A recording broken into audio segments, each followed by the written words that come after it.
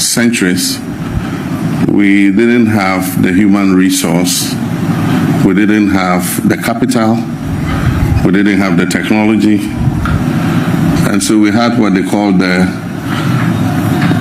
Galamsey system of natural resource exploitation, where foreign companies that had those three ingredients took huge concessions and mined them over decades with very little coming to the state.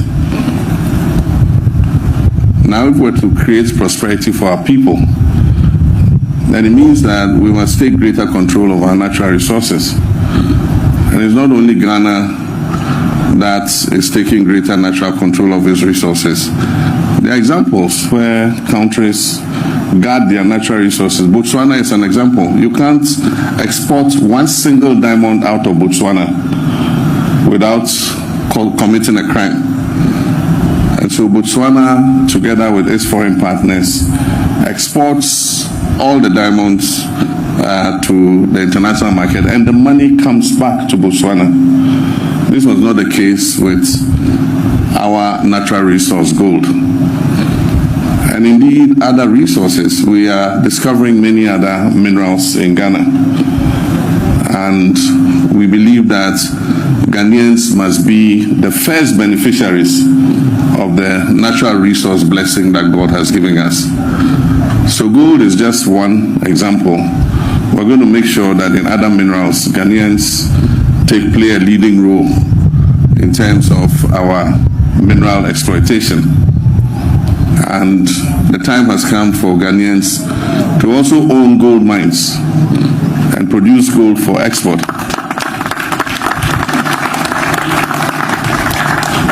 And so we'll work with Ghanaian companies that have the equipment, the technology, and the human resource to ensure that they also can establish first-class gold mines and own those gold mines so that Ghana can fully benefit from the resource that we have. Welcome to African Spotlight 24, your premier source for news and current affairs from across the continent. We're glad you're here.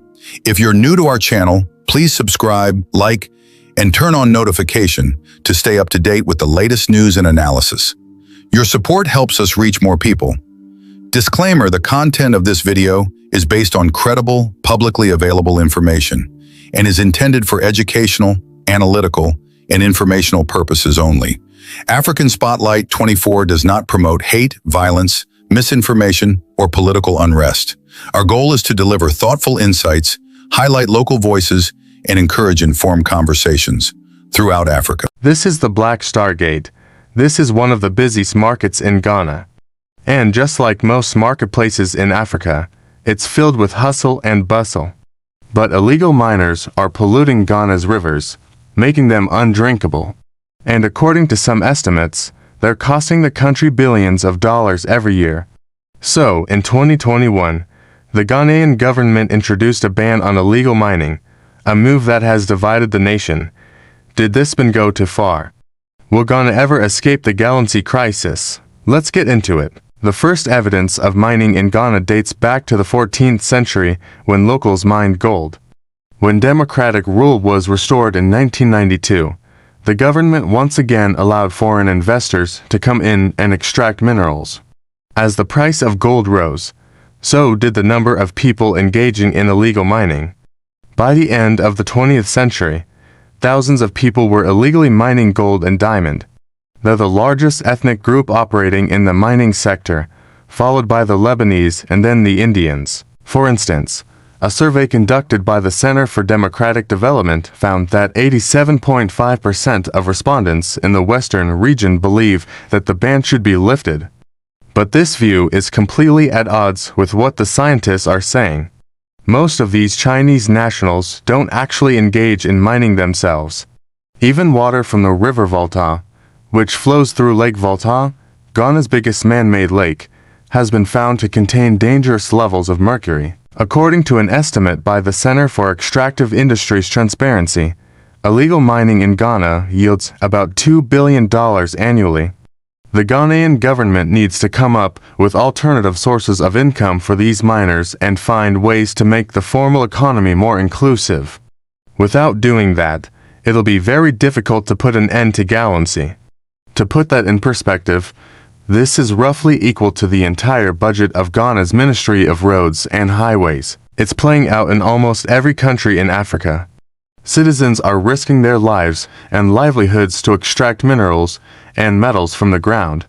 If you enjoyed today's video, please leave us a like and comment below to tell us what you think. Subscribe for more videos like this. See you next time.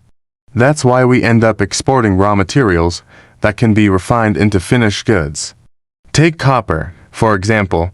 We need to ensure that the money we're spending stays within the continent.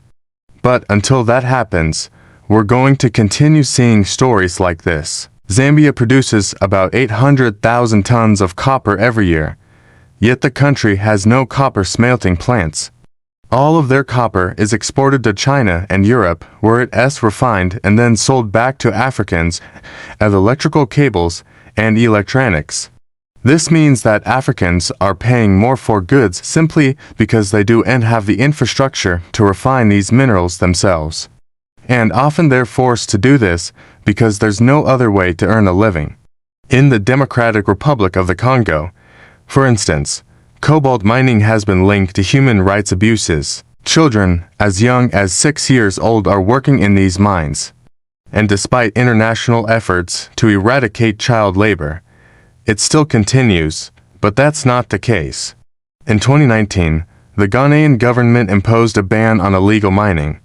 This ban has largely been unsuccessful due to corruption and government officials actively supporting illegal mining. Even though the government has shut down many illegal mines, new ones keep opening up.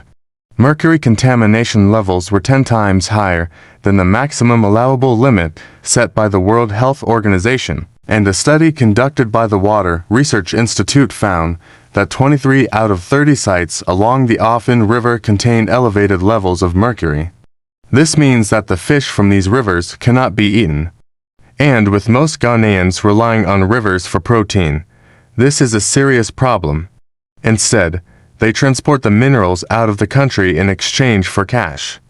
Today, Ghana is one of the largest producers of gold in Africa, only second to South Africa.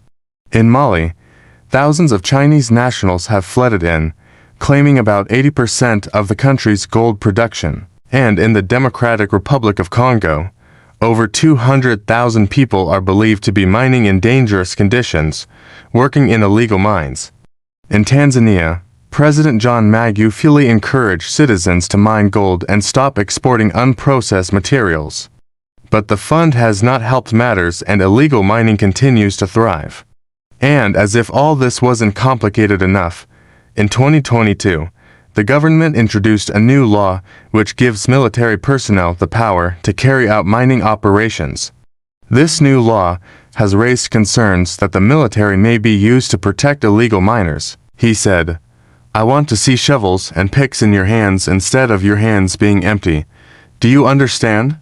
I want to see Tanzanians rushing to own mining equipment."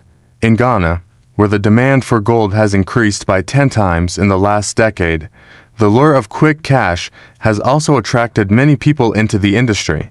In 2021, Ghana earned $4.6 billion from gold exports, which represented 45% of total export earnings.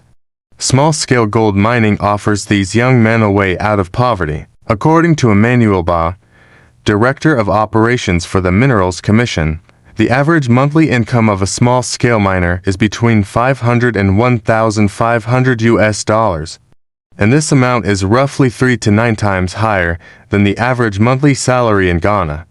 On top of that, no taxes are collected from these miners. So, it's easy to see why people are willing to risk their lives in these dangerous mines. Many of them work in temperatures as high as 55 degrees Celsius. Others contract skin diseases from chemicals and explosives left behind by large-scale mining companies. But to many of these miners, the risks are well worth it because life outside the mines is much more difficult. This made gold the single biggest contributor to Ghana's exports. Of course, this was largely thanks to large-scale mining companies such as AngloGold Ashanti, Newmont Mining Corporation, and Gold Fields Limited. Traders and consumers alike come here to buy and sell everything from food to clothes and electronics.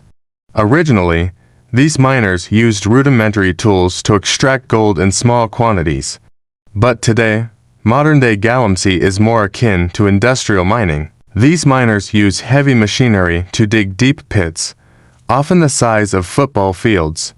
What started off as artisanal mining has turned into a full-scale gold rush with thousands of foreign nationals flooding into the countryside. This has resulted in a loss of jobs for many Ghanaians. But there is one item you won't find at the Makala market. That's pure drinking water, and the reason why is quite alarming.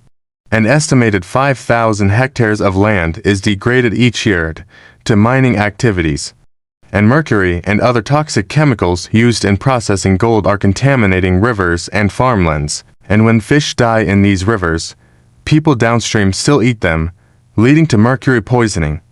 In fact, between 2017 and 2019, 400,000 people living along the Pra River tested positive for mercury poisoning.